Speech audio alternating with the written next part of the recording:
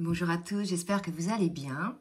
Je vais vous faire aujourd'hui une capsule dont le thème s'intitule la souffrance émotionnelle de nos enfants et la solitude de ces êtres qui sont sur un chemin d'éveil. Je vais vous parler là de la souffrance émotionnelle de nos enfants dont on peut être effectivement le témoin dans certaines phases de leur existence. Donc, comment agir face à la souffrance émotionnelle de nos enfants, qu'ils soient petits ou grands? Comment peut-on les aider, les accompagner du mieux que l'on peut, sans faire trop d'erreurs dans ce parcours d'évolution, afin qu'ils deviennent finalement les alchimistes de leur vie? Donc, j'ai été amenée à faire cette vidéo car je suis en ce moment le témoin de la souffrance émotionnelle de mon fils qui est sur un chemin d'éveil, quand bien même il est déjà éveillé sur beaucoup de choses depuis sa naissance. Et ce matin, j'ai eu beaucoup d'infos en canalisation que je vous partage ici, dans cette vidéo.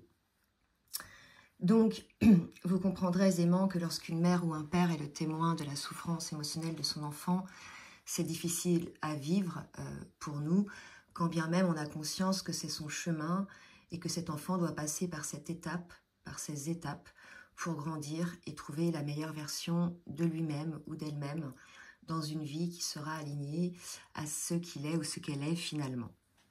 Donc c'est difficile pour moi, dans le cas présent de ce que je vis, de ne pas laisser mon instinct de louve protectrice prendre le dessus en tentant d'être une sauveuse pour mon enfant, mais d'être uniquement une accompagnante sur son chemin d'éveil, comme je le fais finalement pour certains dans le cadre de ma mission d'âme sur cette chaîne YouTube. Donc c'est difficile aussi de prendre la distance émotionnelle nécessaire dans cette démarche, distance que l'on a lorsque l'on accompagne des personnes avec lesquelles nous n'avons pas d'historique familial ou amical. Cette distance, c'est vrai que c'est beaucoup plus facile quand on n'est pas impacté directement par la souffrance des personnes que l'on aime. Donc je pense que cette piste de réflexion peut en aider quelques-uns, dont les enfants ou autres personnes proches sont dans ce genre de situation, ou bien qui vivent eux-mêmes la solitude comme un fardeau. Bien sûr, je vous propose cela en toute humilité, sans penser détenir la vérité, et bien évidemment, n'hésitez pas à laisser des commentaires concernant votre expérience sur ce sujet. Donc je pense que notre rôle d'accompagnant pour nos enfants en souffrance n'est pas en fait d'imposer son propre point de vue comme on aurait tendance à le faire, tout simplement pour soulager notre propre souffrance, à les voir souffrir ainsi, ou parce que cela résonne avec nos propres peurs. Je pense qu'il nous faut nous déconnecter de ce rôle de parent à ce moment-là, de ce rôle de parent sauveur que l'on a tendance à laisser réapparaître lorsque l'on sent notre enfant en danger. Je ne parle pas ici de blessures physiques qui nécessitent bien évidemment une réactivité et des soins, mais je parle là, dans cette capsule, des blessures de l'âme de nos enfants qui, pour beaucoup d'entre eux, sont HPE ou HPI et se sentent à l'écart de ce monde dans lequel ils vivent actuellement. Je pense que notre rôle d'accompagnant pour les personnes que l'on aime est de pouvoir les accompagner avec une pseudo-distance pour à la fois ne pas souffrir nous-mêmes et aussi nous permettre d'avoir ce recul nécessaire et ainsi nous permettre d'avoir ce recul nécessaire, la prise de hauteur essentielle, mais aussi pour transmettre avec beaucoup plus de recul des clés ou des pistes de compréhension sans les imposer. Je comprends aussi que ce qu'il m'est donné à vivre aujourd'hui dans cette situation, c'est pour perfectionner mon attitude, mon rôle, ma posture de manière générale, non pas seulement avec les personnes que j'aime, mais aussi avec les personnes qui viennent à moi pour que je leur apporte leur aide dans mon rôle d'accompagnateur.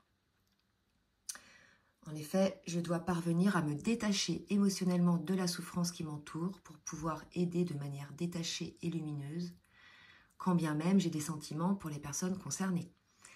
Je sens là que je suis amenée effectivement à peaufiner ma posture dans le cadre de ma mission d'âme. Et je pense que cela concerne beaucoup d'entre nous.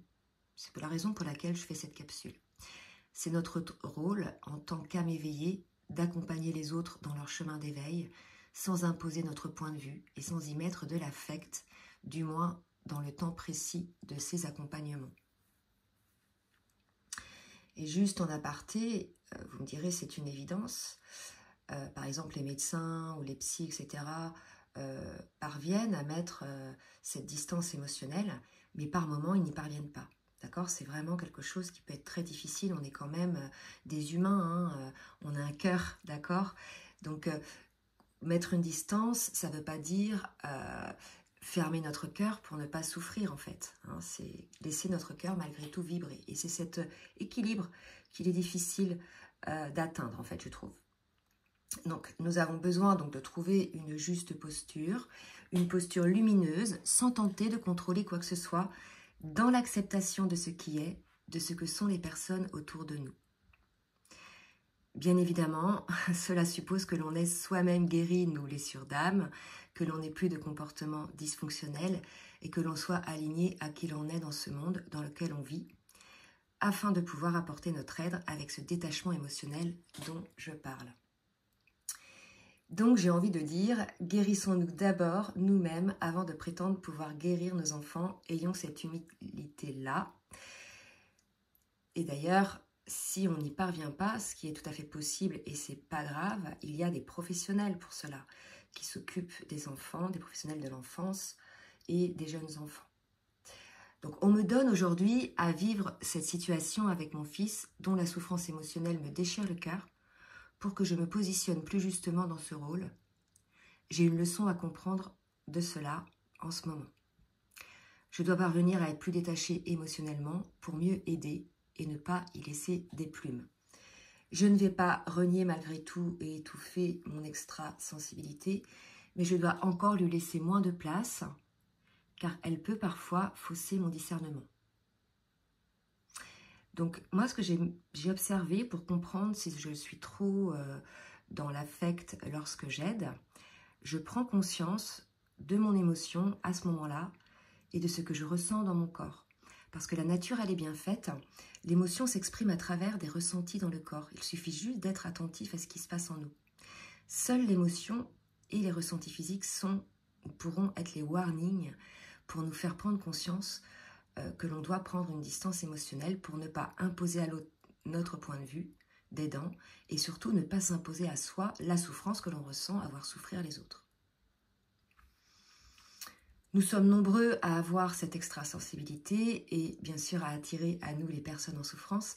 Et cela nourrit notre âme bien souvent de pouvoir aider les autres car cela fait bien souvent partie d'une de nos missions d'âme.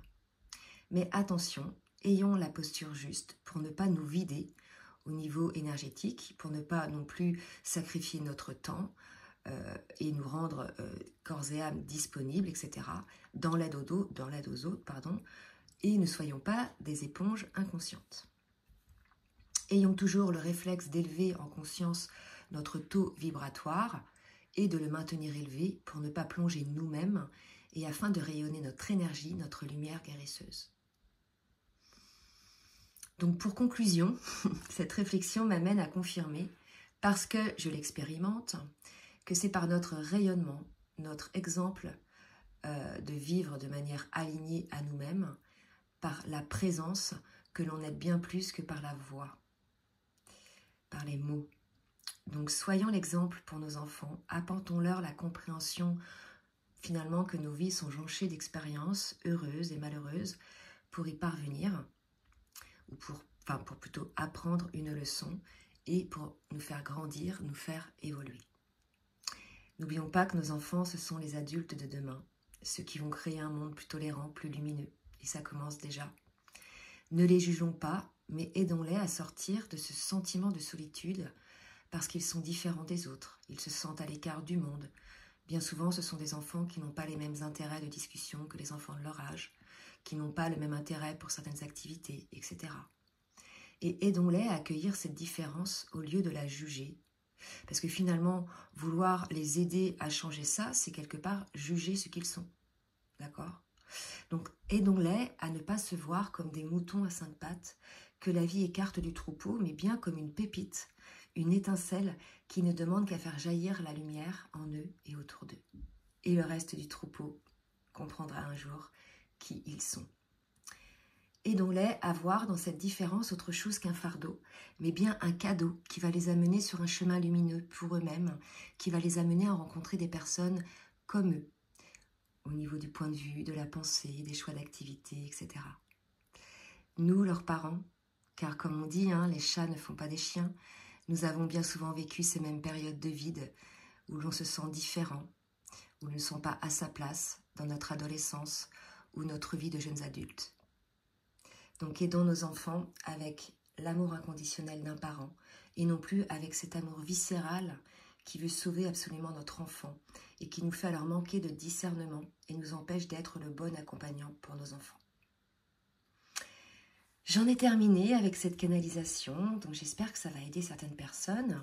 Donc n'hésitez pas à partager, à liker si ça vous a plu. Et puis bien évidemment, comme d'habitude, si vous souhaitez un rendez-vous avec moi pour un accompagnement ou bien un coaching, n'hésitez pas à m'écrire. Je vous laisse comme d'habitude mon adresse mail en bas de la vidéo dans la barre de description. Je vous souhaite une belle journée et je vous dis à très bientôt. Bisous bisous.